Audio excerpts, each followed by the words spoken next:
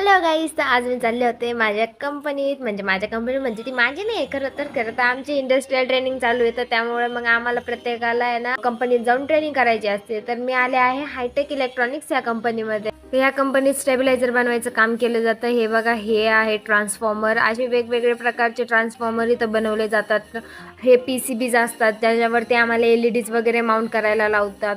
तर आमच्या ग्रुपवरती आम्ही काल का परवाच मेसेज पाहिला की आम्हाला कंपनीमध्ये कंपल्सरी आम्हाला कॉलेजच्या ड्रेसमध्ये जायचे, म्हणून मॅडम येणार आहे. त्या भीतीने आम्ही ना 2 दिवसापासून कंटिन्यू कॉलेजचा ड्रेस घालून येतोय. जेव्हा जेव्हा आम्ही कॉलेजचा ड्रेस घालून येतो तेव्हा मॅडम काय व्हिजिटला येतच नाही. आणि परवा दिवशीच मॅडम येऊन गेल्या, तेव्हा नेमकी दुसरा ग्रुप होता आणि त्या ग्रुपच्या मुलींनी कॉलेजचा ड्रेस नाही, सिव्हिल ड्रेस घातला होता. त्या मॅमनी फोटो वगैरे काढून नेले. आता काय माहित पुढे काय होतंय. तर तोपर्यंत तुम्ही बघा, इथे आम्ही स्टेबिलायझर वगैरे पॅक वगैरे केले, मस्तपैकी बॉक्समध्ये वगैरे घातले. आणि मग आम्हाला हे इस्कॉन म्हणजे काय हे प्रकारच कळाला नाही. त्याच्यामुळं मग मी म्हणलं नाही नाही, आज थांबायचंच तिथं. मग आम्ही गेलो इस्कॉनमध्ये, पाहिलं आतमध्ये काय.